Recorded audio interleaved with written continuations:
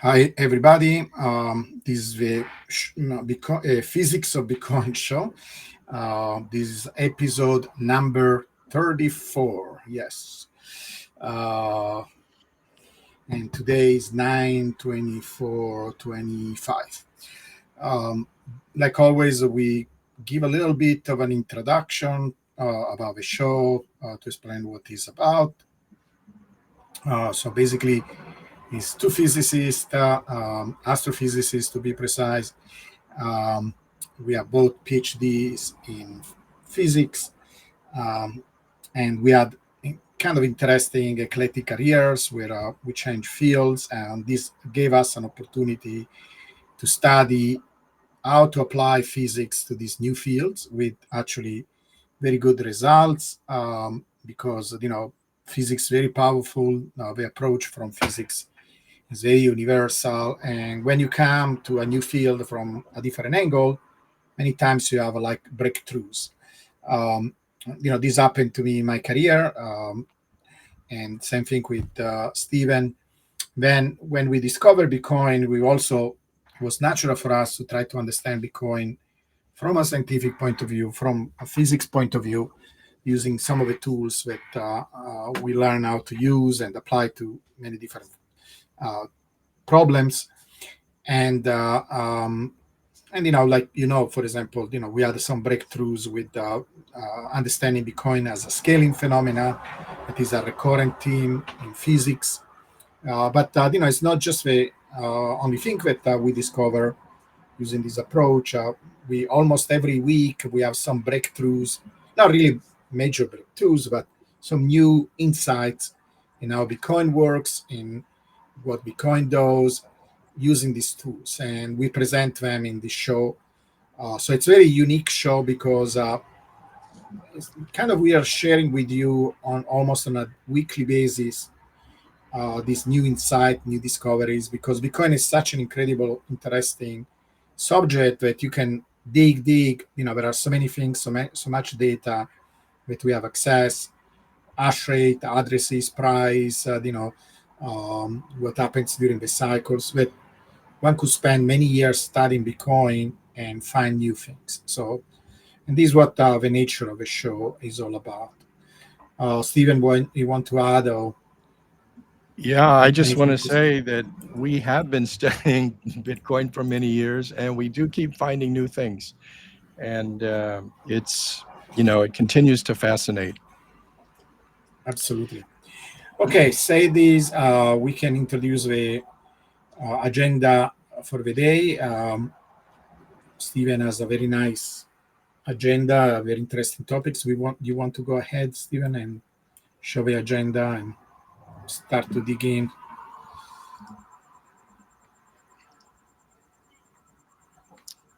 Okay. So I've titled this a few different topics. I've titled it Difficulty, Bubbles Bursting, and Entropy. And when I say bubbles bursting in this context, I mean really bubbles not inflating and not bursting. The bubbles mean is what's been deflated, I think. In 2025, we haven't seen a bubble. We've seen really nice progress in the price. We've seen continued adherence to the power law. So that may be the bottom line of what I want to discuss here, but I'm going to talk about difficulty.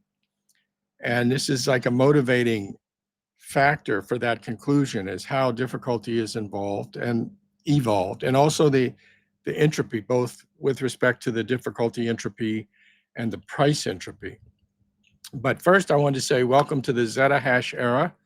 We're now consistently seeing hash rate at 1.0 Zeta hash or slightly above, slightly below. And that's an error when you do 10 to the 21 hashes every second by the collective decentralized supercomputing mining and minting network that has millions of machines in it, now all ASIC designs. And I'm going to talk about the evolution of the technology. And each double SHA 256 hash is itself over 1,000 calculations, a lot of low level bit manipulation and bit level adds and so forth. But still, we're talking about more than 10 to the 24th operations per second, or a trillion operations per second by the world's largest decentralized supercomputer. So here's the agenda. Difficulty. First of all, difficulty is just hash rate averaged over the difficulty adjustment period of about 2 weeks, and then normalized. And the normalization factor is you multiply by the average block time of 600 seconds, and you divide by 2 to the 32nd power. So at 1 zettahash per second, the difficulty is 140 trillion if you had exactly 1 zettahash over a 2-week period. I'm going to look at the history of what we call the difficulty mu, and Giovanni has presented this for price, and I've presented it last week for price in gold terms. And mu is just all of the local variations of what could be considered as the daily slope, or in this case, it's going to be the slope at each difficulty adjustment, each 2 weeks, that I'm going to use as the data input source. And then we're going to see whether we can fit that to the T location scale distribution that Giovanni has found for price. And also, how has that evolved over time in the case of difficulty? We'll look at the difficulty power law. We'll talk about the technology influences and the technology progression and how that's caused the power law to change. And then we'll look at price versus difficulty and the approximate entropy for both difficulty and price, and compare those, and look at cross correlations of those, and look for Granger causality. Does price lead difficulty as one normally expects, and so forth. And then I'll transition to the price residuals compared to the price approximate entropy. APEN is an abbreviation for this approximate entropy algorithm that we use, and argue that there's been a phase change during Bitcoin's life, and that this change happened around 4 to 5 years ago. And basically, we've seen that the bubble phenomena has been weakening. Actually, it's been steadily weakening throughout the Bitcoin history, and during 2025, it just hasn't appeared. So why? And I have some suggestions as to why. And I'll close all of that with an analogy of 2 types of pendula, and how they may represent, in generic terms or general terms, as an analogy, those 2 phases that we observe. And I'll close out with the latest log periodic fits for Bitcoin price. All right, so first, the difficulty power law, and I want to argue that technology matters here. And I start this from block height 52,500, which is 1 block year, because for a long time, difficulty was just kind of sitting at 1 during the first year, and then it started to tick up slowly as the network built up. And so it was sort of, in a sense, artificially high when it was initially set at 1 by Satoshi. And you can see this chart starts with it around a level of 10. And this is a log chart of the difficulty ranging all the way up to higher than 10 to the 14th, which is the 140 trillion that I just talked about. And then the block height in log terms as well.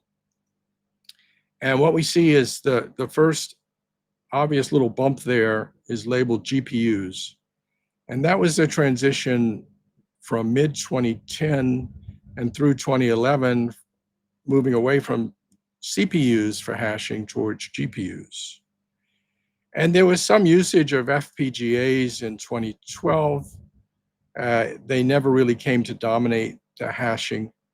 And what we see is that difficulty was actually quite flat during that period from, when it was 10 to the 6, a little above 10 to the 6, until we got to the beginning of 2013. And that was the major transition to ASICs that started really in early 2013. And there was a phenomenal leap of the difficulty and thus the hash rate by a factor of 4,000 by the end of that year.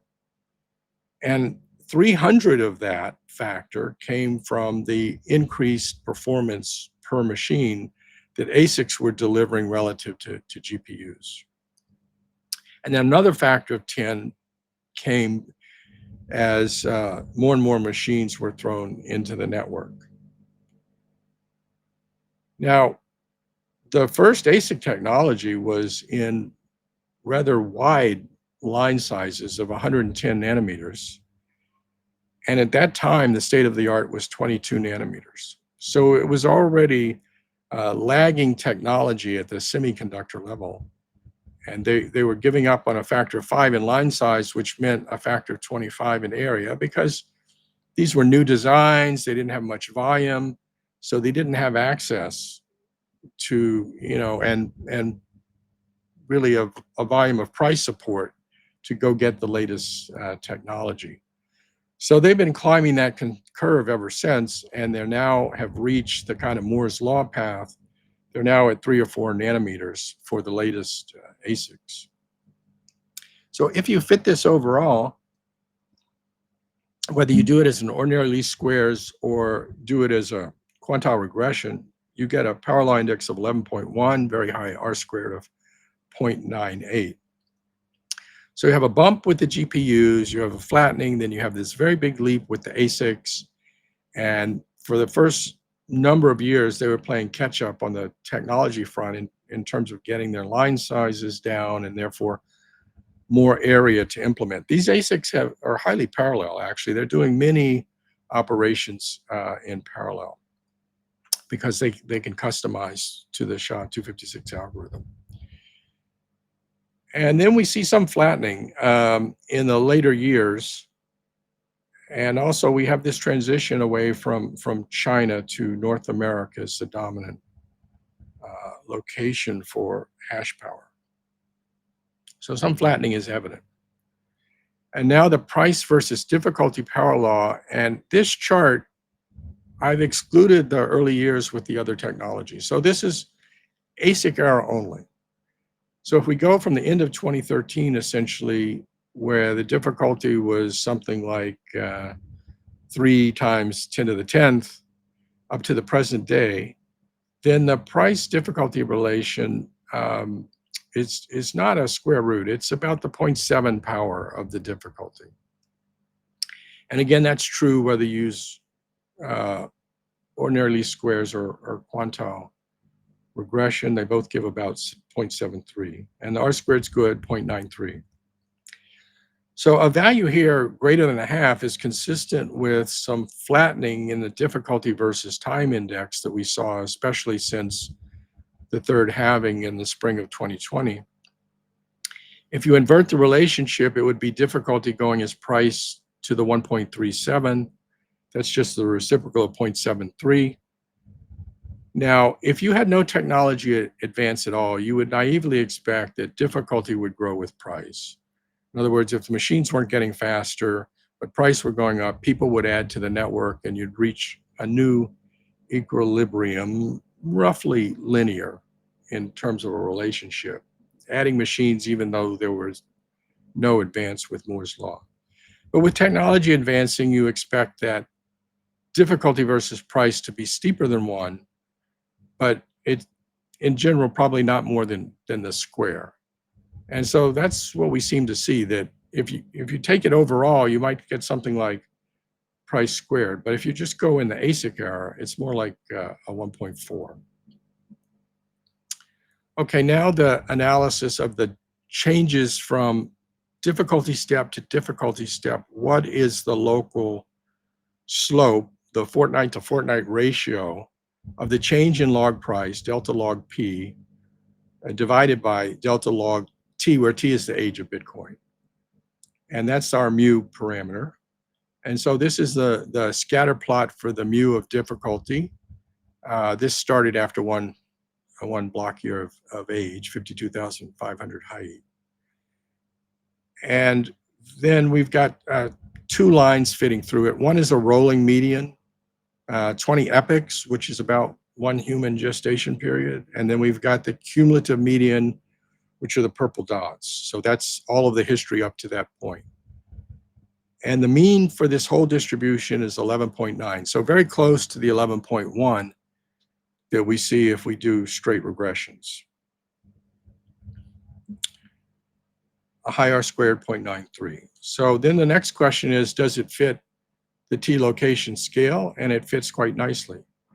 This is a histogram of the probability density of seeing a certain value, a certain mu value distributed along the x-axis.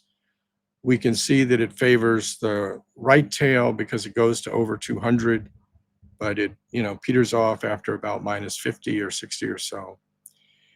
And the red curve is a gamma distribution. It does not fit very well. The t-location scale is the dashed green line. It's got this new parameter which measures how heavy the tails are. It's the thing, Greek, looks like a V, a Greek letter nu, 3.9. So that suggests heavier than normal tails, and we certainly see that, especially on the right side of the distribution. And the location is at 10.57, so around 11, and quite consistent with the 11.1 found through the power law straight regression. And then the scale is 13.5, which affects the width of this. So a very nice t-location scale fit. But I've gone on and I divided it into 3 different periods, and we see evolution in that. So there are 3 equal length periods of 5 years each, a little over 5 years each. The first one runs from 2010 May to 2015 June, and that's the GPU period, and then the first early part of the transition to ASIC. And that has a mean value or median value for mu of 13.53. Sorry, typo, 11.53. And then the second period is from middle of July 2015 to middle of July 2020. That was the China-dominated period for mining, a very rapid ASIC tech development, catching up and building up faster than Moore's law to kind of catch up to the technology curve. And that has a mu of 10.2. And then for the last 5-year period, from 2020 August until now, the average or median mu is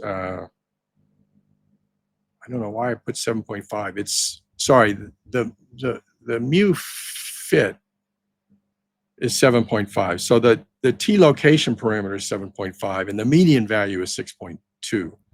So we're seeing that the t-location parameter drop from 13.5 to 7.5, and we're seeing the median drop from 11.5 to 6.2 in the distribution. And also that you see the new parameters are around 4, so they all have fat tails. But it's kind of interesting that the first 5 years, it's much more weighted to the positive side. It's a little more symmetrical for the middle 5 years and the last 5 years. And the last 5 years was the switch to outside of China, mostly North America, and ASICs catching up to the Moore's law curve. Really slowing to the Moore's law curve as they caught up in technology. Now let's look at the entropy. This is the approximate entropy technique that looks at all the short vectors and compares them, vector lengths of 2 in this case. And we plot the entropy for the log of the difficulty value itself and also the residuals. And it's actually, for the blue line, which is the difficulty itself, it's quite low until 2021, and it starts rising. And that's interesting because there's a pretty big jump that's consistent with when the Chinese hash rate migration occurred to North America and elsewhere. So there was a lot of dislocation for a while. This is a 4-year average for the upper chart and a 2-year average for the lower chart. And then in the middle of 2023, it started dropping, and it's been falling ever since on the 4-year average. For the residuals, there's more variance. It's kind of chaotic in the mid-years, exceeding 0.5 for the entropy, but has come down to smaller value of late. And then if you look at the 2-year chart, which is the lower chart, it's broadly consistent, but you see more noise, more structure. It also has a couple of the earlier years. So you see very clearly the 2013 switch to the ASICs, which is that early peak in the difficulty line, the blue line. Now let's look at approximate entropy comparing difficulty to price. And here price is the orange line, and the difficulty as before is the blue line. And what we see is that the price entropy is higher than the difficulty entropy. These are also 4-year windows, rolling windows. So why would the price entropy be higher? Well, price faces many more influences: short-term shocks from news and regulation and liquidity, the behavior by the ETFs and the introduction of those, and the treasuries and how they behave. And of course, we've had the major bubbles, which have had external drivers, including liquidity and just FOMO activity. Difficulty is more mechanical. It's a self-regulating feedback mechanism with a clear short-term, 2-week kind of a clock. So it's more internally driven. So it's not surprising that it would have low entropy, and for most of the time, it's been below 0.25. So price entropy is higher because Bitcoin price reflects noisy, externally driven market dynamics. Difficulty reflects endogenous, rule-bound mining adjustment processes.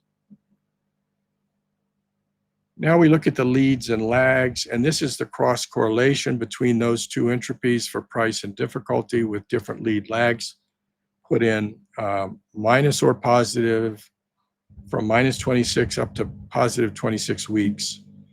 And here, if it's positive, then the price entropy leads the difficulty entropy. And we get a very high cross correlation of 0.994 around the 15 to 17 week peak. And that's a 4-month lead, and that's plausible in terms of ordering and installing new hash rate. So if price rises significantly and it's consistent, or even falls, and they want to cut back on hash rate, difficulty is a regulated lagged response here to price volatility.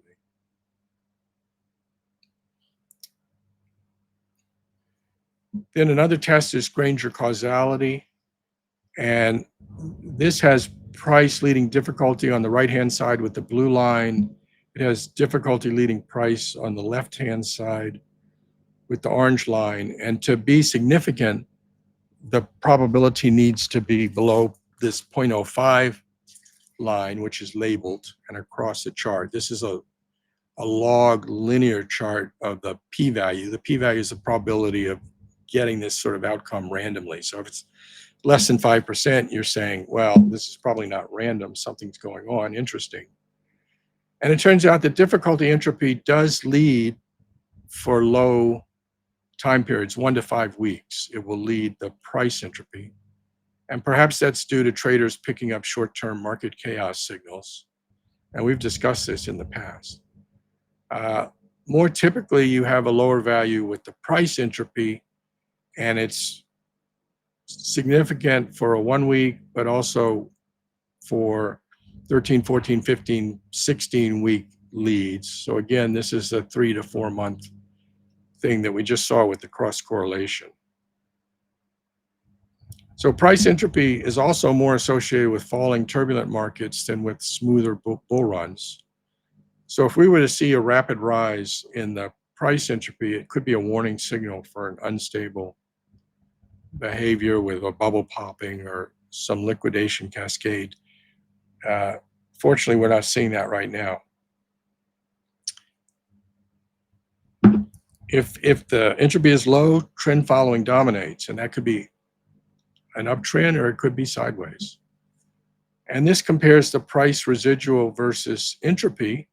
Now with the 1 year rolling, I wanted to see the structure better.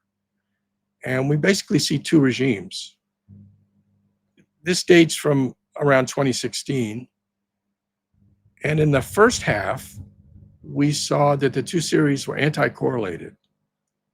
And so we see this, this big spike in the price residual, which is the 2017 bubble. And we see the entropy dropping. So it's a very ordered process in that bubble. And then, as that blue line falls, the red line rises, and then it continues to be anti-correlated through 2019. And as we get into 2020 and 2021, then it flips. And we no longer see that anti-correlation. It's either sort of uncorrelated, or later on, it looks like it's positively correlated. Certainly for the last couple of years, it looks like they're positively correlated. So in the past, price bubbles were strong, but regular, better behaved. Entropy has started to co-move with price as we've had more external influences that come from the derivatives and ETFs and the institutional buying and the macro liquidity and regulation influences, corporate reserves, state reserves. And what this means, more entropy means there's more turbulence at small scales, but without the big bubbles. So this is a structural regime change due to macro governments, institutions. Volatility is down, smaller swings, but entropy is up. It's less predictable. So my argument is that this regime shift has occurred, that it's due to institutional and macro influences, that we've had a fading of the large, low entropy ordered bubbles that were retail driven and exchanges activity, and replaced by choppy behavior due to an institutional regime with larger capital volumes and all of the net buying this year happening from institutional money. The Bitcoin treasury companies first and foremost, and then ETFs, and the governments, the nation states are the third category in terms of the Bitcoin in treasuries. And they're approaching 4 million Bitcoin in aggregate. Now, we should remember these are all custodial in nature. They're custodial for their shareholders, for the Bitcoin treasury companies, and for investors in the case of the ETFs, and for citizens in the case of nation states. But over the last 30 days, they've been increasing their holdings collectively at over a 21% annual rate. And if you look at the Bitcoin treasury companies, the largest ones, they've been increasing their total Bitcoin holdings, many of them by double digits, and in some case, triple digits, and Metaplanet even higher than that.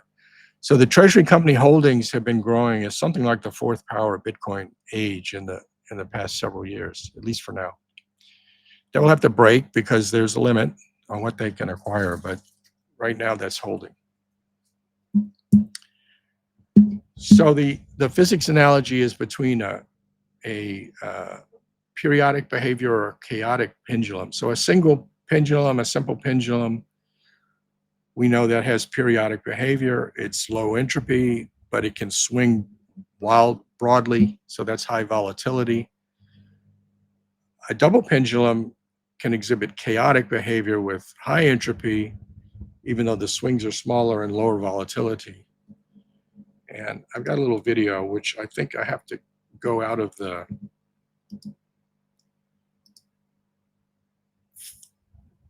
display this. Kind of fascinating to watch.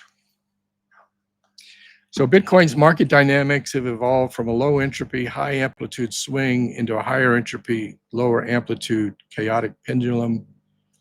It's the simplest physical system that produces deterministic chaos. And the analogy is a transition from simple boom-bust cycles to a more complex and entangled regime, entangled with external influences.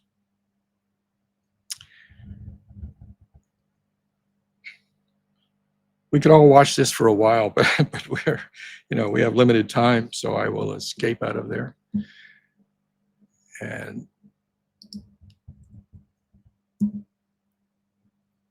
go on to our latest log periodic power law results at various timescales, intervals of 2 years, 1 year, 4 months, and 1 month.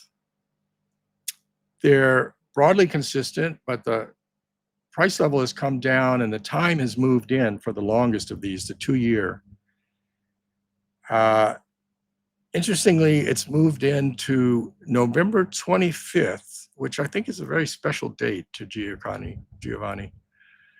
It's got an R squared of 0.96, and the price level would be 139,000. And the standard arrow, that blue shaded region around the curve, is $9,000. The 1 year, it's showing a bounce into next week that could take us up to around 120,000. The 4 month, which uses 4-hour bars, says in early October, 113,000.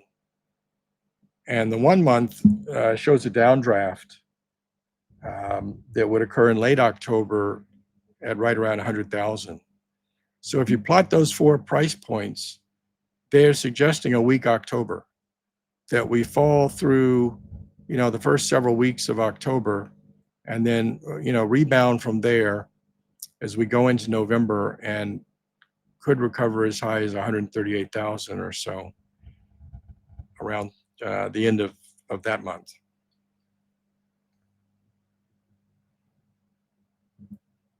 So thank you. And I will close that out.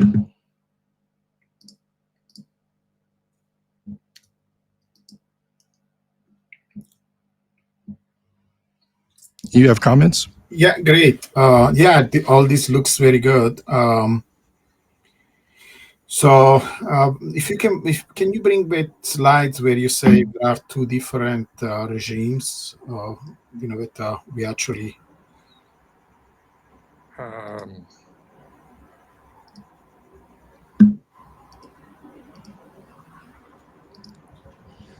So that's the evolution of the difficulty. Mm-hmm. And then let me see. Here there are different regimes. Mm-hmm. So this is the entropy of price over a 52-week rolling window, and the price residuals. So the upper half of the chart are the price residuals, the blue line, and the entropy is the red line in the lower half. And when this happened exactly? 2020, 2021 was this shift. 2020, 2021. You have any idea of? So the 2021 peak, in 2021 we had a double bubble, right? So you see the double bubble in the log price residual, with the April one being higher than the one in the later on. And you see the entropy is quite flat through all of that.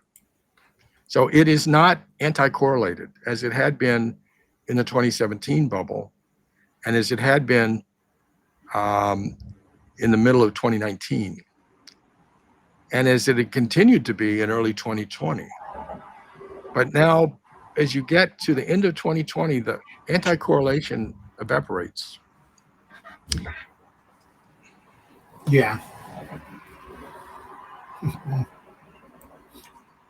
So why do you think we went from correlation to anti-correlation?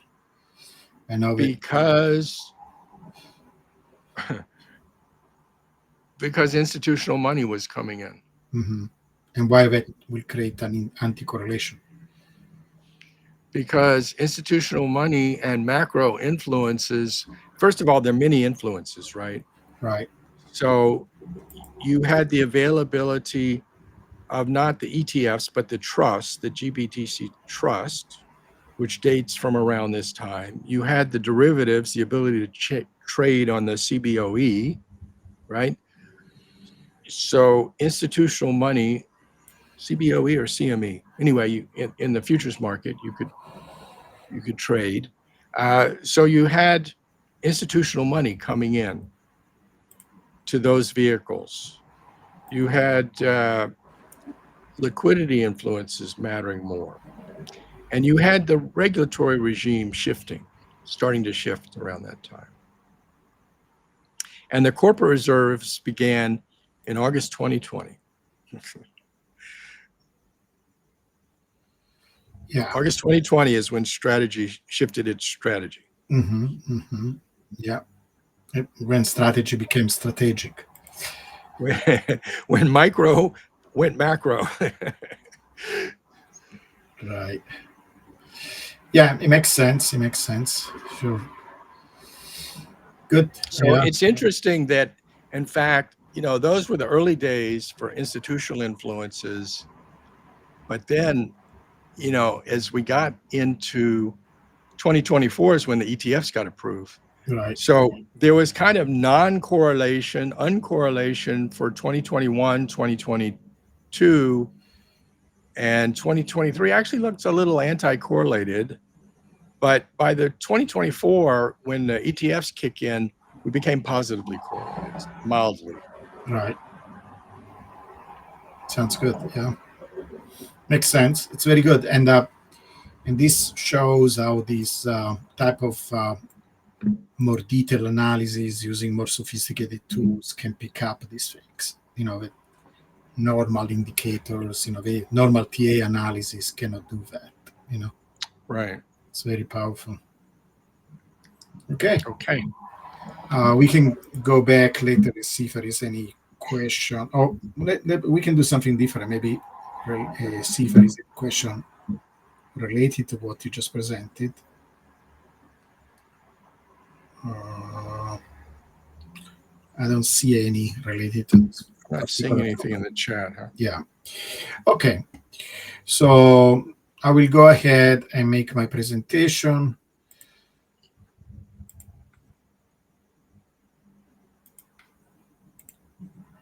It's still a work in progress. Let me see if I can make it larger.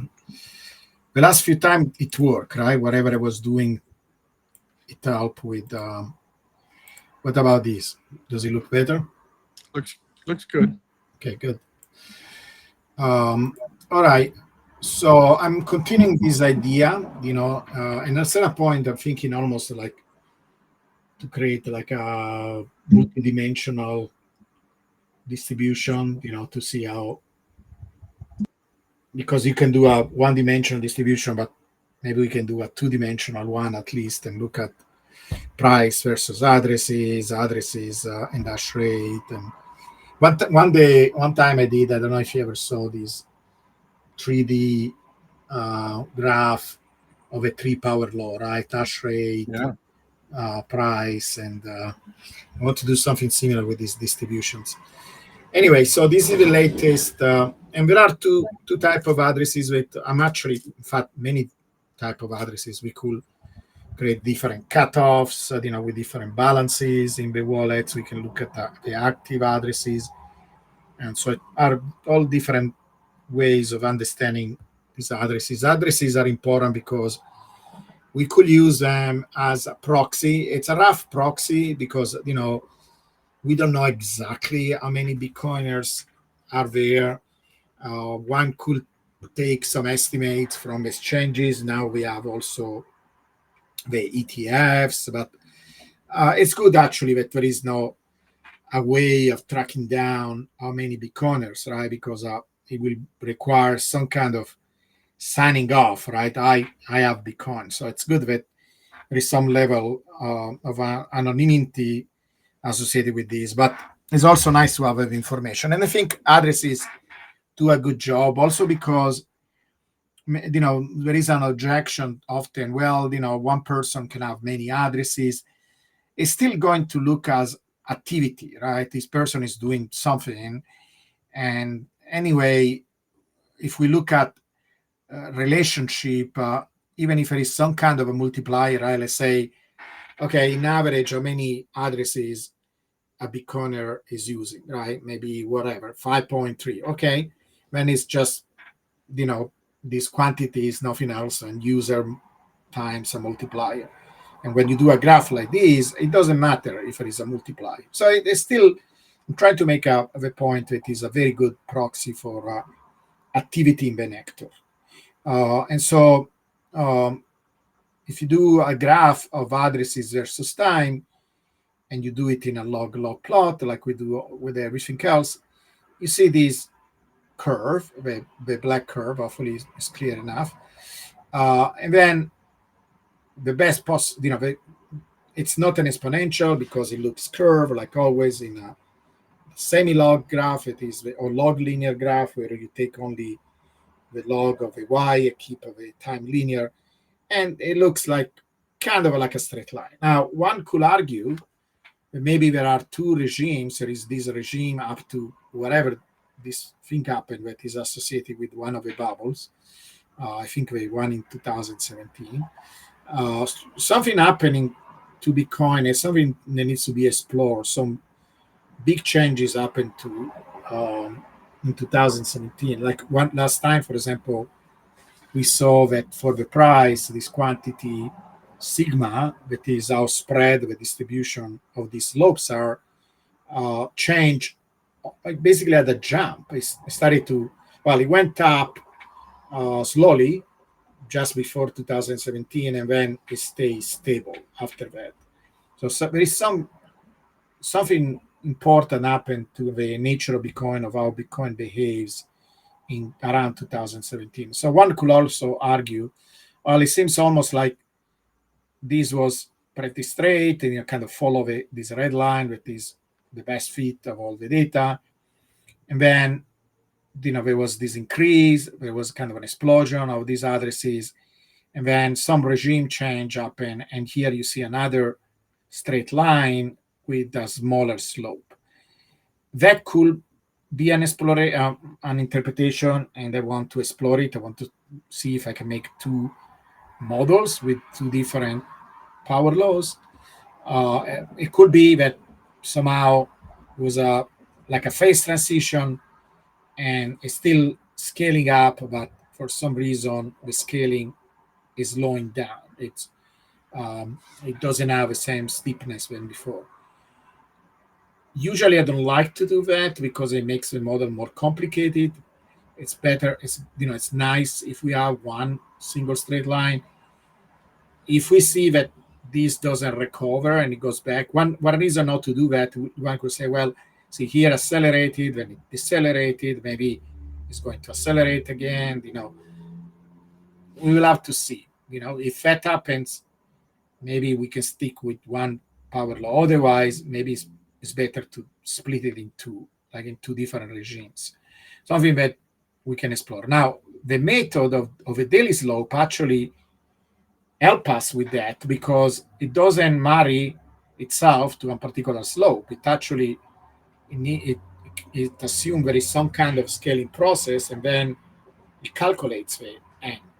So we should see, and I say this because in fact we have some hints when we do that, that there is this interpretation maybe is correct, that there is a change in the slope for addresses. That it is interesting because when I think what happens, and it's something that needs to be explored better, that the price reaction to this change actually was where it compensated.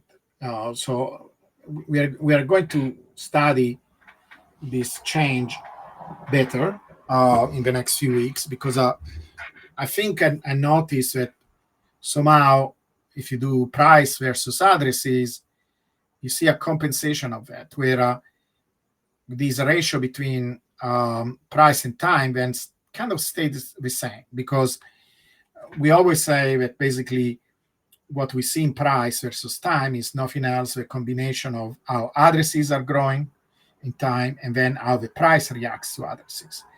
And because we don't see a huge change like this in the price, the end of the price stays pretty stable over time.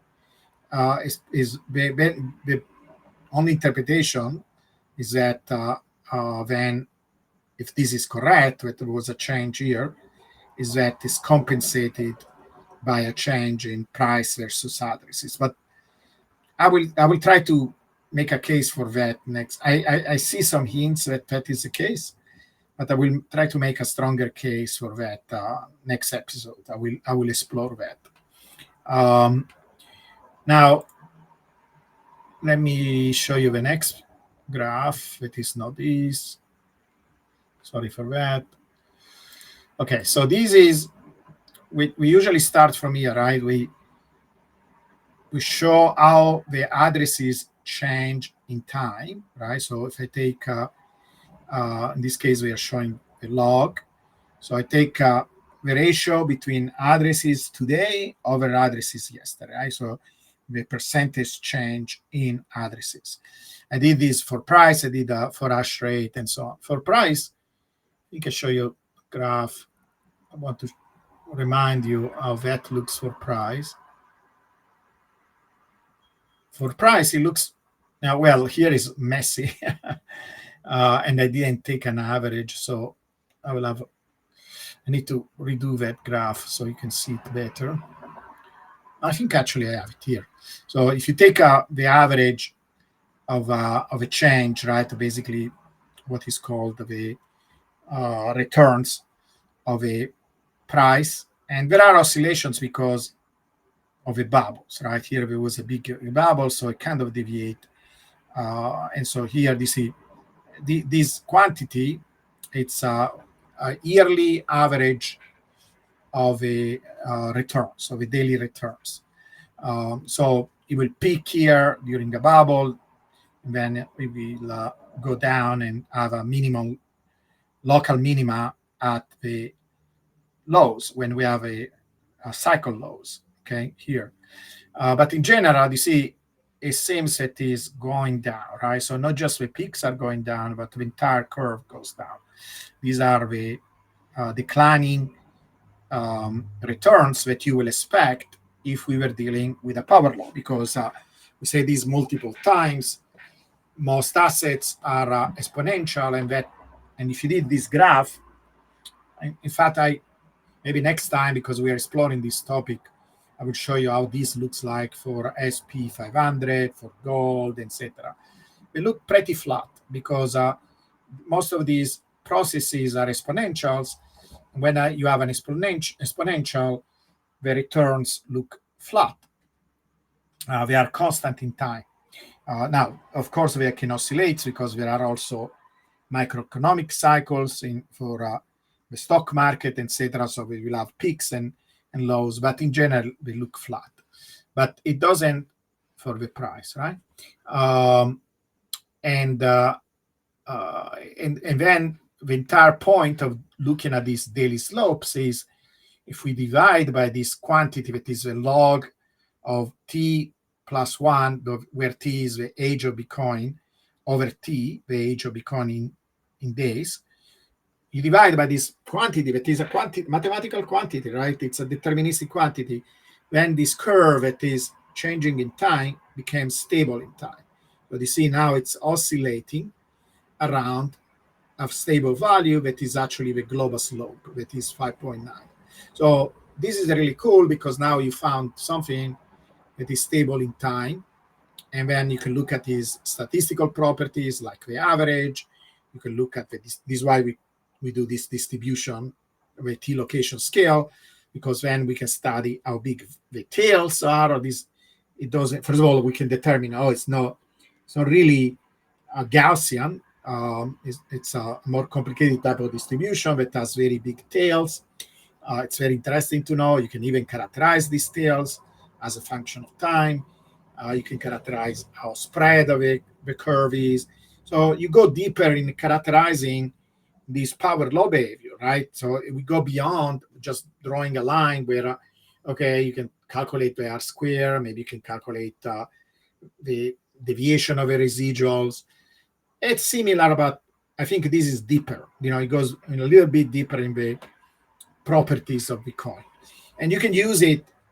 You can make even indicator that tells you when we have local lows and local high, because I just showed this like yesterday, for example, the indicator said we had a local low, and you can do this because you can calculate these quantity at different time periods, right? You can do it on a fast windows, a few days, and compare it with the possible deviations from these new quantity, calculated maybe over a few weeks, and that tells you what to expect, right, over scales of 2 weeks. If you go beyond the plus 1 sigma or minus 1 sigma, we are expecting some kind of return. And in fact, this is what happened. We went too far a few days ago in one direction. There was, a negative correction, and we had a small little rally that brought us away from that. It was pretty well. I showed last time how this looks like. So we did the same thing with hash rate. Hash rate looks like this. Sorry, this is addresses actually. I'm spoiling. We did it with hash rate. It looks like this, where again, you can see there's some kind of decline over time, and the red curve is what you will expect. It follow perfect power law, and you can see the red curve is a good measure, right? It's a good model. It's not just doesn't just work in the log graph of addresses versus time, but even the change of addresses versus time.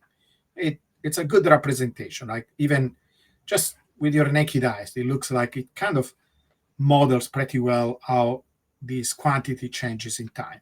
And the same thing that happened with the price, where I really like this transformation here, right? What I show you before, that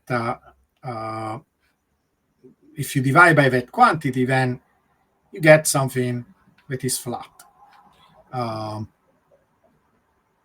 Here, you get something that is flat. Instead of decaying in time, it's flat, and it's simply oscillating about 5.9. And it seems pretty consistent over the entire history of Bitcoin. Like I say, is here, and this the graph that I was showing here before. So if you average it over 1 year, this daily slope, and you normalize by the mathematical quantity, it looks flat like this. So you go from this to this, and this looks much nicer, right? Because now you can say, instead of worrying about this decay and trying to represent it somehow, now you have a quantity that is supposed not to change. Now, this is also useful to tell us if we are continuing to move along the power law. If we don't, we will not oscillate any longer around these 5.95. Now, and this is what I was telling you. You can make actually a pretty indicator with where you calculate that mu quantity over different scales, like a short time, like maybe 3 days, and then when it crosses the 1 sigma for the slower one, so 1 sigma deviation in both directions for the slower one, you get local minima and maxima. And yesterday actually found a new grid dot.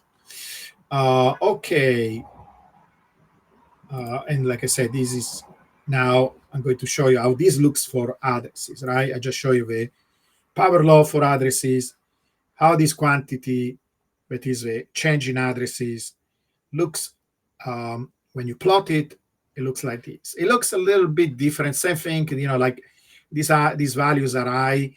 It's a little bit strange because even if it were wild oscillations before, it still kind of overall went down. Here, it looks like kind of stay flat here in this region. And then this is that big change here, right? This kind of bump.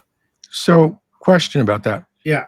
That's 2018. So that's when the bubble collapsed, the 2017 bubble collapsed. Yeah. This is 2018. So is this saying everybody emptied out their addresses so they became zero balance addresses because they were moving coins onto exchanges to sell them? Yeah, we need to explore what happened, because something drastic happened there. It was, this looks like a phase change, like, some big, huge event that created some kind of dislocation, like you can see it even here, right? So maybe this interpretation that something happened and then we had a new power law That is very interesting because we kind of see that also with dash rate, like you mentioned several times, that there is some kind of changes continue to scale up, but there was some kind of drastic change. So, I don't want to make conjecture. I want to explore it better and dig more and look at what exactly happened there and try to understand it. But here, see, this is a very powerful tool because you can see better these kind of changes and identify different regimes, right? So this interpretation where maybe there were two different regimes makes sense. We should look it up. And here now, if you divide, and that is still okay, because remember, when we divide by log of t plus 1 divided by t, we didn't divide by some precise n. We actually say that if I take the log of a change in addresses over this log t plus 1 over t, I get n. That is n.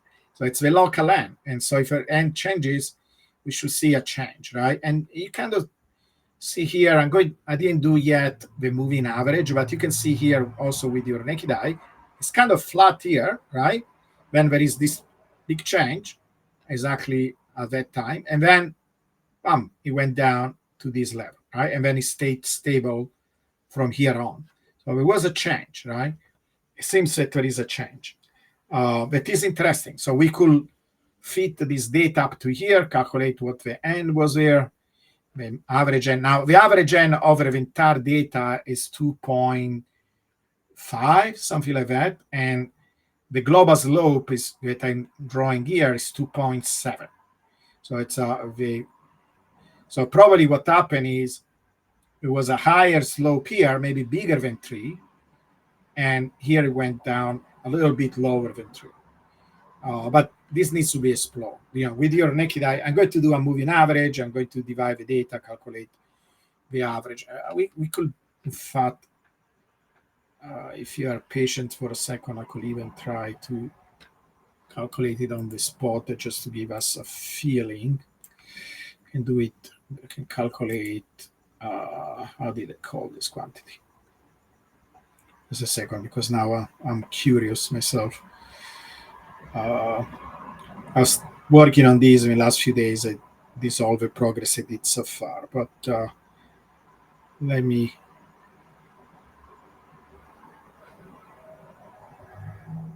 Yeah. So if I take the total average of all of this quantity of the slope, yeah, I get 2.37. But if I take only, let's say, up to the first few points,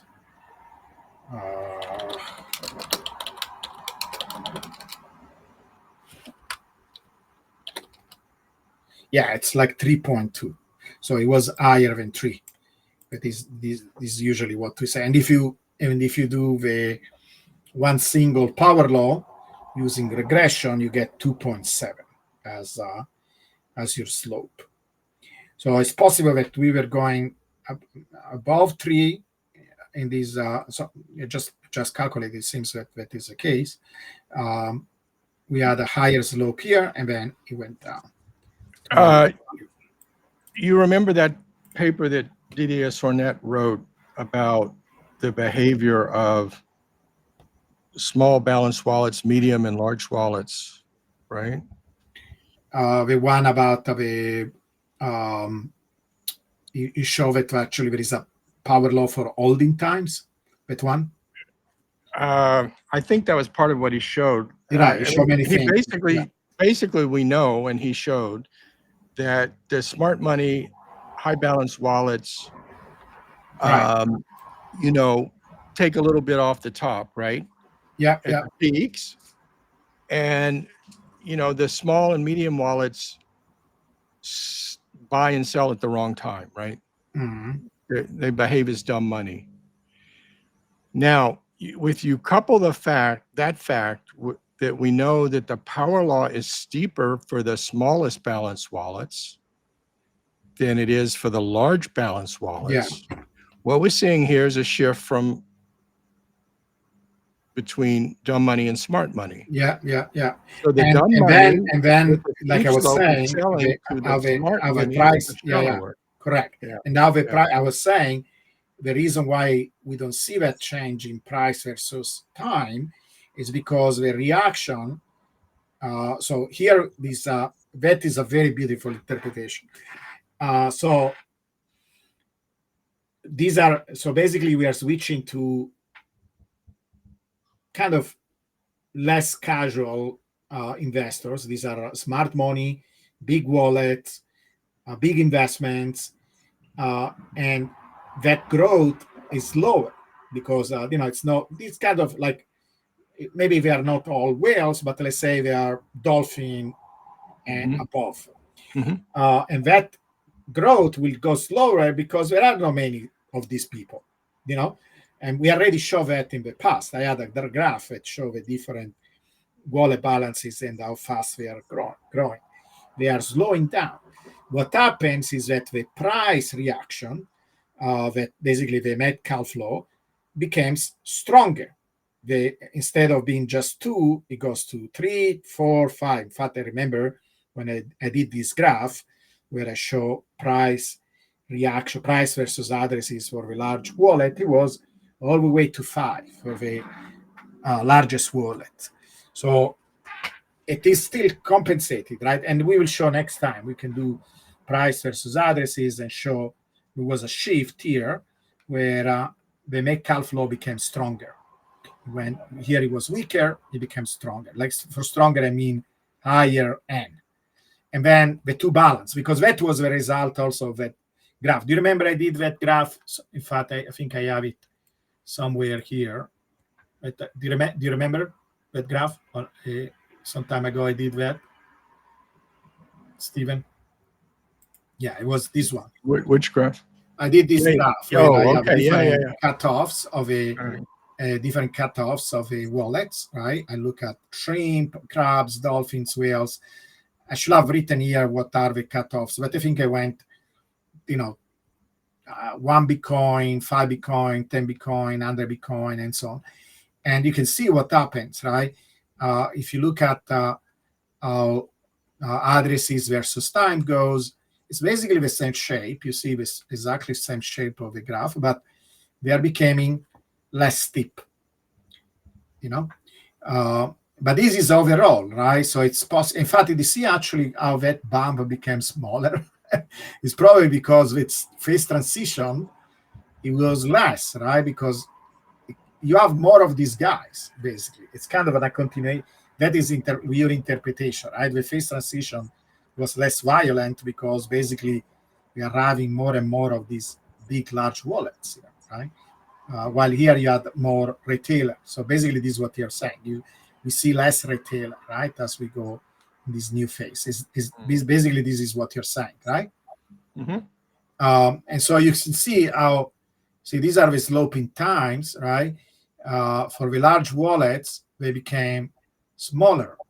So we go 2.91 for everybody, and it's 1.8, basically almost linear for the whales. And then how the price reacts to the addresses growth. We go from 2, that is a typical Metcalfe law for everybody, all the way to 5. And so that is really cool. But then the result is that you see these red lines is basically the model that you get by combining these two. They are all power laws, and they are all on top of each other. It doesn't change. It doesn't change the price versus time, simply because the two balance. And this is what I was trying to explain. But we can look it up in that, because we should be able to calculate N for the when we do price versus addresses. We should it should be the equivalent of doing this. We can do it with so instead of dividing by t plus 1 over t, the log of that, we divide by the log of price. If you do price versus addresses, you divide the change in price by the log of addresses today versus addresses yesterday, right? And we should get this n as a function of time for basically the Metcalfe flow. So I will do that, and what we should see that n jumped instead of going down, and then the two balance each other to give us basically that 6. When you multiply one exponent by the other exponent, you should get 6 or 5.9, whatever it is. So this is very interesting, and actually, again, a new discovery. And I really like a lot of your interpretation. I want to dig more and have a little bit more evidence that is exactly the case. So it's possible that this event in 2017 shook a lot of weekends and casual investors, like little retailers. And then we went from, we had, and also maybe there was, the first round of, like institutional investors. Because I remember at that time, we were talking about, Pantera and other large firms buying a ton of Bitcoin. So that could be also that. But it's interesting that then, since then, this quantity stayed pretty stable.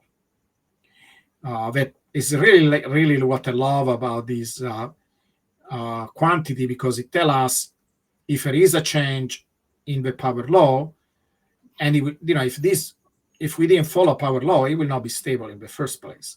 It will be different. In fact, I can show you an example. Next time I can make some theoretical example, because I want to use also these as a way to tell us we are not following a power law if we are not following a power law. And you will see, for example, if we are dealing with an exponential, with this operation of trying to normalize or stabilize this quantity will not work. It only work if you have a power law. But also it's interesting because if there is a change in the slope, this also will identify that. And this is the case for this quantity. So it's really cool. Now I fitted the entire distribution. So it's, even with this change, it will try to find the best fit possible with all the data. But it will be also nice next time to divide it in two regimes and have two distributions. But if I do it with all the data, I still get a pretty good approximation where mu is that 2.3 or something. And it is kind of the average value between all the different mu's. But yeah, maybe it's better to do two, one for this region and one for this region. That is what I will do next time. I will go deeper and try to understand this better. And it will be very interesting because this will be worth it out, a few posts to explain people that, with addresses, we can see this change because many people ask that it's one of the recurrent questions. Can the power law change slope?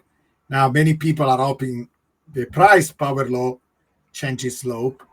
But that is interesting that actually it's such a strong property that even when the type of investor changes, because of the entire mechanism, right? It's not just how the addresses grow, but also how the price react.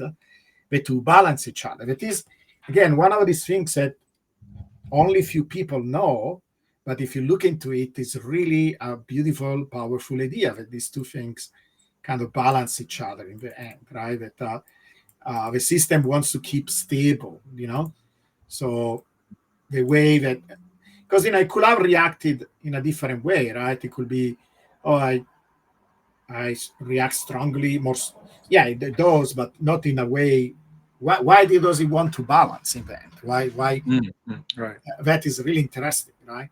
Why this scaling property between price and time really stays stable over time?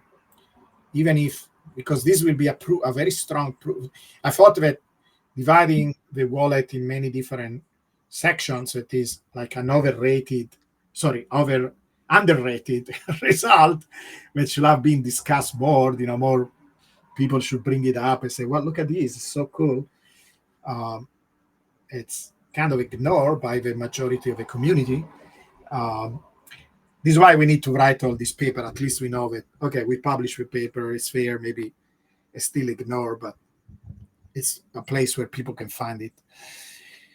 But yeah, it's a kind of very interesting that, the stability of this scaling property between price and time is there, even when there is a big change like that in the type of investors, right? In the type of institutions, and it's another sign of stable, or how stable these scaling properties are. In particular, the fact when you have more than one property, one or more of these scaling property working together in a feedback loop, right? Because you have the growth of the addresses, then how the price reacts to the addresses, and they combine and they create some kind of feedback loop. And this feedback loop tends to stabilize things. They are kind of error correcting processes. One way of thinking about them. So it's really fascinating stuff. Okay, yeah, more things to investigate for us. It is good. Any further comment on this or suggestions? No, back to my comment of an endless source of fascination. There's just more and more to dig into. Yeah. Okay. So he has questions, opinion about you about the simulation theory. I think there is so I really like ideas where they, for example, I am a fan of Stephen Wolfram, and he has this entire theory. I already show the book. I have it somewhere. Where is it? Where he has this idea that the universe is computational, that is basically like a program, that is the manifestation of all. If you look at all the possible, he calls it Ruliad. So you can draw a theoretical diagram representing all the possible rules, kind of logical rules that you can create, and then you get physics by taking sections of these, hyperdimensional structure. And then he even explained that consciousness is us, or basically some kind of entity that has enough complexity to take information from this structure and process it. And that gives basically a history in time. And that is what consciousness is. It's a very beautiful theory. I like it a lot. And it's about network, basically explains that the universe is a network of rules, of possible logical rules. And then he's able to derive, even if it is at a very higher level, different physics law. Like, he was able to derive relativity, he was able to derive gravity, general relativity, many different things. And explain that, you can use this model to actually arrive to this particular behavior that we are observing in nature. Now, I don't like the idea that there is some kind of a programmer, because it becomes basically creationism all over again. And in fact, many religious people, they believe that there was a God that did this, that created the universe, like that, because they think that the programmer is God. And I think that is a very naive idea of how the universe came into place, because God is complex, and nature, the laws of nature, in particular in the beginning, when everything was unified, are very simple. There was very little stuff and very simple rules, and everything came basically. We have a lot of evidence, if you study cosmology, that the universe came from nothing. There is an entire sequence. In fact, one of the way of deriving the physics law is through this idea of symmetry, that symmetry gives rise to conservation laws, and then conservation laws give rise to physics, to the laws of physics. And there are crazily incredible symmetries in physics, not just conservation of momentum, angular momentum, energy, but all, if you go deeper in subatomic physics, there are very, very high level of symmetries. There is a book that actually was written by the brother of my the brother-in-law of my boss when I was at Northwestern. That is so strange because I know it's a small word.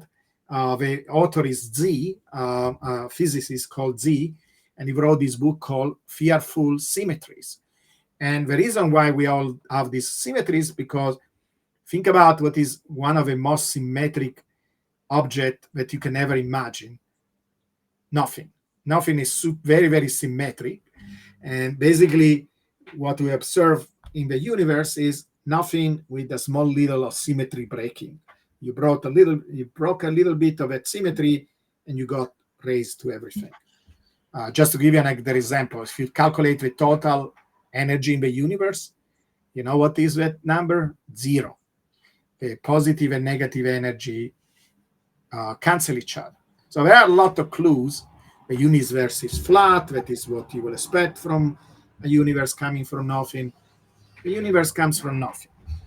I know it sounds difficult for many people to understand that, but yeah. So I don't like ideas about simulation theory that are claiming there is some kind of programmer.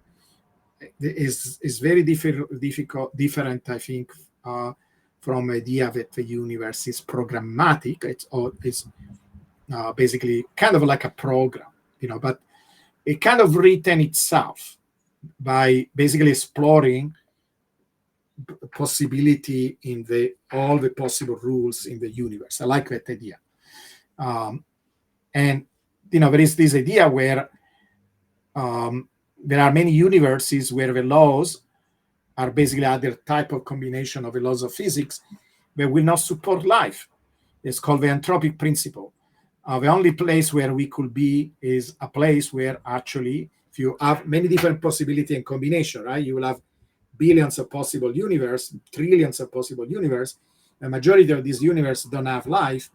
We find ourselves, we kind of won the lottery, but in the other universe, where we lost the lottery, we will not be able to even think about, right? We will not exist. So we live in a universe that supports life simply because they have, many other universes where there is no life. So this is my understanding. This is where, after many years thinking about this stuff, and I think a lot about this stuff, I concluded. Yeah, and there are many other reasons to think that simulation doesn't work, right? A simulation usually is something that is simpler than what is trying to simulate. And if you study the universe, right, it's very difficult to think that all these things that we observe are, a simplification of something else that is over there, right? And if that was the case, then you're basically shifting the problem, right? It's almost like saying, okay, what is under the earth? A turtle, all right? And what is under the turtle? Another turtle, and third turtle, right? So it doesn't really solve anything, right? The question then it will be, okay, when the universe is the person doing this, these people that are doing the simulation and their universe, including a universe, then you change the definition of universe, and then the question remains, who created that universe, right? And how that universe was created. So I think it's very lazy, this idea of simulation. What do you think, Stephen? Yeah, I mean, if you're talking about the idea that we live in a simulation, I think it's absurd. Yeah. Our universe was extremely uniform to 1 part in 100,000 up until the time of the release of the cosmic microwave background radiation at age 380,000 years. The only thing that we had in terms of matter, normal matter, was protons, electrons, the helium nucleus, you know, there was dark matter, of course, there were neutrinos, there were a bath of photons, and that's basically it. Yeah. So you can't have anything, a structure, you know, that could build a computer, and you don't have anything that allows you to build more complex structures or material until you have your first generation of stars, because all you had was hydrogen, helium, and trace lithium. And then in the first stars, you can create carbon, nitrogen, oxygen, other elements, and you have the basis for life, you know, going forward as they recycle their material, as they go supernova and put it out into the interstellar medium. Now, touching on what you were saying, in order to have someone who's an agent of simulation, a programmer, you'd have to have multiple universes. We don't know whether we have a single universe or a multiverse. It looks like there was some kind of inflation very early on that drove things to macroscopic scale, small macroscopic scale, from highly submicroscopic, but then allowed things to evolve from there in the way that we've observed. And the nature of that inflation and the limits that we have on it from the cosmic microwave background measurements allow still for both a single universe or for this eternal inflation idea that creates multiverses. I think Alan Guth is leaning towards the multiverse, and he's the father of inflation. Andre Lin, who's another father, leans that way. I've written an article years ago that's kind of summarizing some of their stuff, and they've both got some very nice review papers that people can look at if they want to. But these different pocket universes are extremely separated in space and time, you know. So there's no way for one to influence the other within causality as we understand it. Even our own universe, at minimum, has to have a volume at least 500 times greater than what's within our particle. Yeah, it's a new form of creationism, you know, because it is a new form of creation. No, it is. It's almost like to say, oh, you know, let's. They created the universe, right? So instead of understanding cosmology and how I love the idea that the universe came from nothing, you know, because it's actually the simplest possible solution. And actually, there are many hints for that, right? With like I just mentioned, what they are. Because many people say, oh, you know, it's impossible for something to come from nothing. No, actually, it's the simplest possible thing, because nothing is unstable. You know, nothing is a state of perfect uniformity. And if you create even the smallest instability there, it's almost like a pencil that stays on the top of his tip. And it can happen, but then the slight change somewhere makes the pencil fall. And that's how the universe was created. This was a slight symmetry breaking. You know, for example, if you look at the difference between matter and antimatter, is 1 part in a billion or something like that. Mm-hmm. And that is how the universe created. It's mostly very, very symmetric stuff with a slightly small variation that is also breaking of this symmetry. That is what created everything else. Like Stephen was saying, there are hints of that even in the cosmic background radiation that happened 500,000 years after, 350,000 years after the Big Bang. If you go all the way, I'm sure when we get maps of a gravitational radiation background, it will be even more uniform. But you know, there will be some small little asymmetries. That is basically the seed of everything that created all reality. So it takes more time to. There is a beautiful book that is called "Everything from Nothing." You know, a universe from nothing or something like that, and it goes through all this explanation of how you can get something from nothing. Actually, it's actually the most logical thing. Anyway. What is the top and then and when? I don't know. We maybe don't have a top this time. You know. I put out a tweet in the past week that said, you know, Bitcoin is topless. Yeah. And it even had a girl, underwater. So it was something was being hidden. Yeah. If you're just going on the power law, it's topless, right? Yes. Now, if you ask, we still have these kind of waves, and if you look at the log periodic power law right now, you say, well, maybe there's a local top, in late November, 138,000 is what it's saying, but you have to keep updating with new data, and that number will change, and both the critical time will change. But as you get closer to it, maybe these things will come into accordance. Yeah. So yeah, exactly. So this question, right? Another interesting thing is that many physical laws are power laws, right? And some of them, at a superficial level, you can say, well, of course you get 1/r² because you're talking about a surface. But then, why do we have 3 dimension? Or why we have dimensions at all, right? And it's possible that this idea of a network, if Wolfram is right, that the universe is a network, in this case, a network of rules, that I love so much because it's this so beautiful idea, that you look at this very abstract idea of possible logical rules, and then a section of these rules give us our universe. Then the way that you get these rules is through networks, right?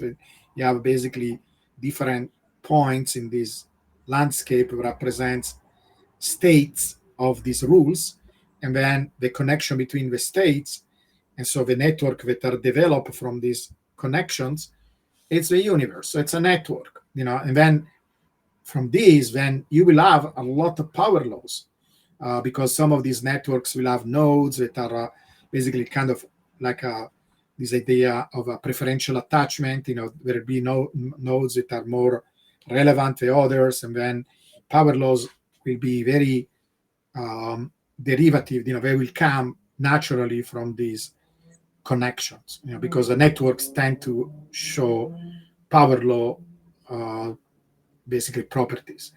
But it's just very speculative right now. We are not close.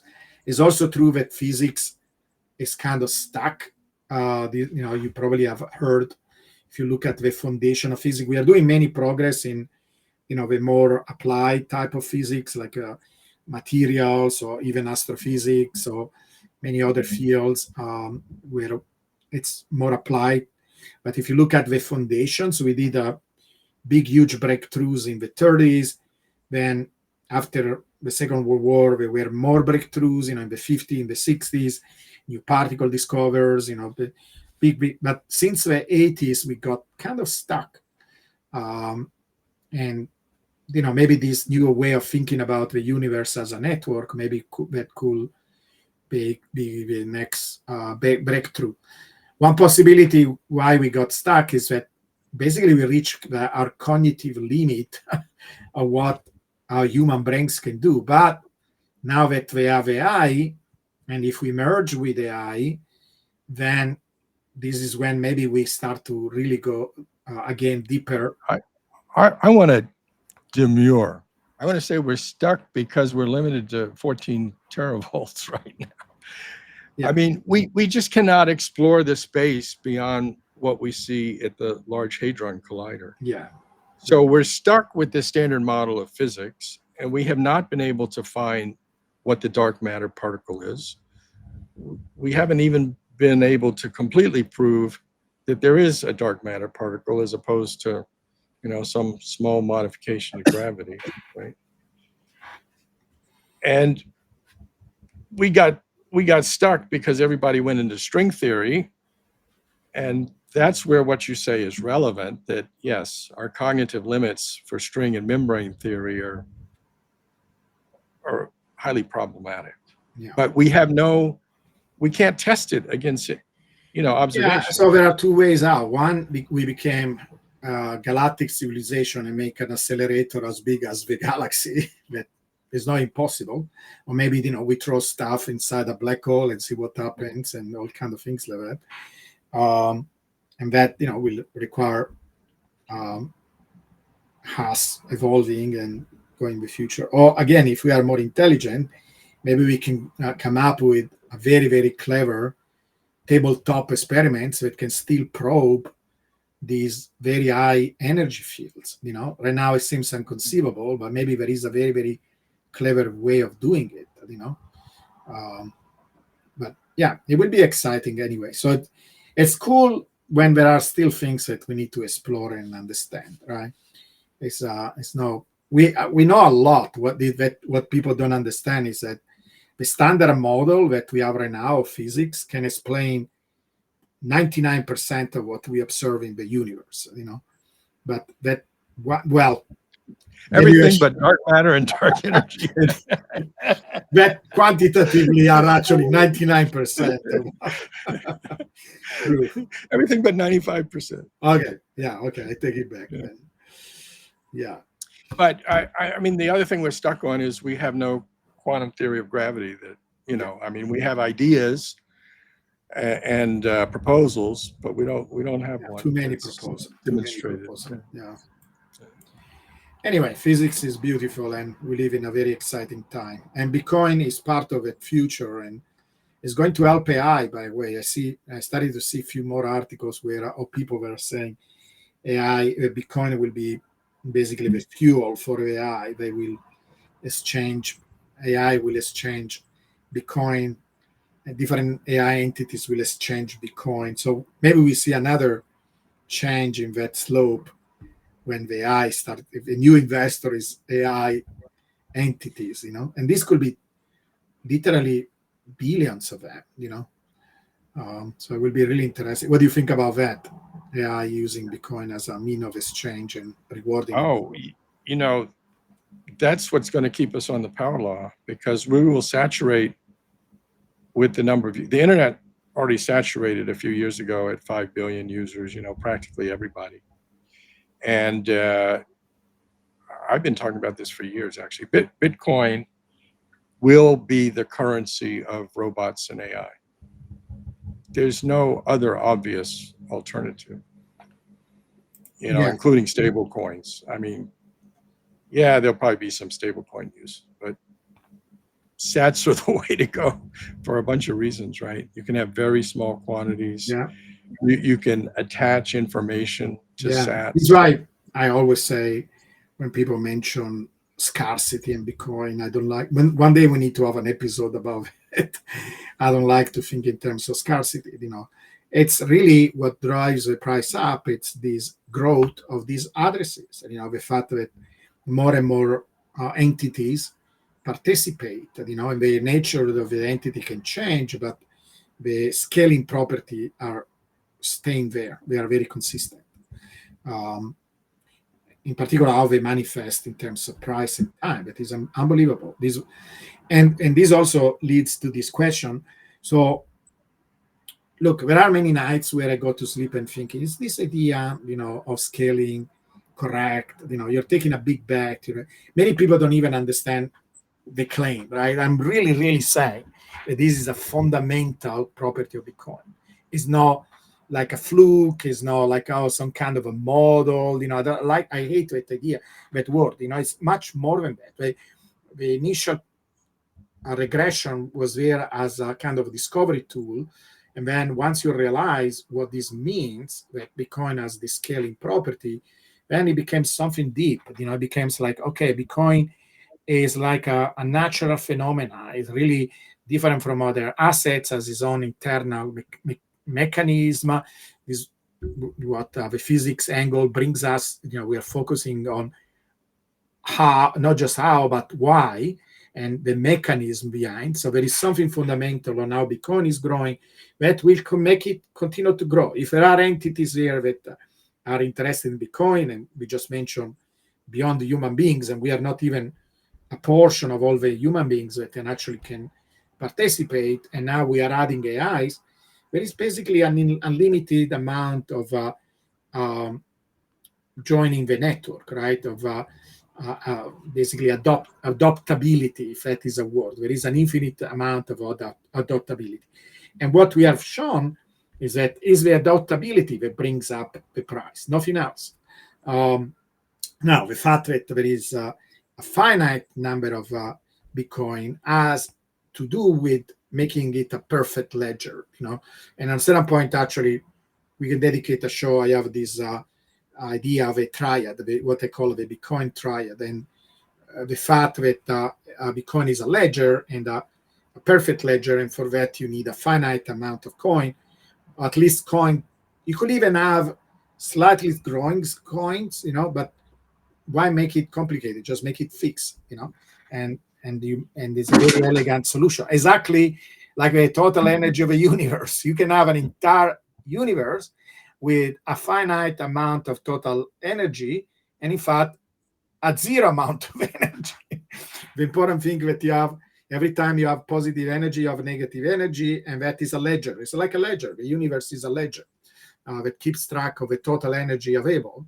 And you have, anytime you create a positive quantity, like when you transfer Bitcoin, you have a hole somewhere, right? And that two things cancel each other. Same thing with the universe. Every time you have positive kinetic energy, you have somewhere compensated by negative gravitational energy. And the two balance each other, and the total is zero. And so, yeah, exactly. It's a closed system, that is good. But, it does interact with the external world too, through liquidity, etc. But yeah, and so these are all things that we can explore and understand better. But in terms of this question, right, once you start to understand these things, and this is why the power law is not, because now it's a feat.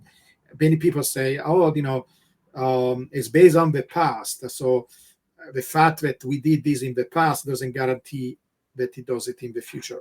Nothing is guaranteed, even the fact that tomorrow the sun will come up. Maybe there is something that we miss about nuclear physics, we don't understand it, and all of a sudden the sun runs out or explodes or does something else. There is no guarantee that doesn't happen. Nothing is guaranteed 100%. But given our understanding of the sun right now, we are pretty sure that it's going to be stable over the next 5 billion years. Pretty high probability. We know what's going on in the core because we see the solar neutrinos, right? Yeah, exactly. But like I say, it's in science, nothing is guaranteed 100%. With Bitcoin, we don't have that level of certainty like with physics. But this scaling property, like I say, once you start to understand it as a fundamental property, then you say this, is Bitcoin DNA. It will continue to do it. If it has fuel, that means liquidity, and there is plenty of liquidity, and that liquidity will continue to grow. And if it has people that want to join the network, and there are, and there are more and more, you can see that curve of addresses continues to grow, maybe with a different slope, but it continues to grow. And Bitcoin will go up, So it should help with conviction. It's not guaranteed, nothing 100%, but it's for sure a much safer bet than basically anything else. The stock market, gold, anything else. And this is what we are. This is why we have this show, and this is why we like to bring this level of insight that is different from others. We are trying to say, listen, Bitcoin can be understood scientifically. It's a system. It has property. It's not a mania. It's not a scam. It's something very fundamental, and probably one of the most important creation of humankind ever. And in fact, even nature, because we are part of nature and we created this thing, and so it becomes a new natural phenomenon, that needs to be understood with tools like physics, So I'm glad of it. That is how you feel yourself, because we feel exactly the same, and hopefully more people will feel in that way. The people that follow the show and they are interested in the power law. We are few but good. That is. Stephen used to say, how it goes, Stephen, that only 1% of 1% get Bitcoin, 1% of those get the power law, and then only 1% of those get that the bubble phenomena is not happening lately. So exactly. 1 in a million, guys. Yes, and you are these guys, people. So anyway, we will continue to be here next week. and go even deeper in understanding Bitcoin. So see you next time. Bye, everybody. Thank you to be with us. Thank you, everyone.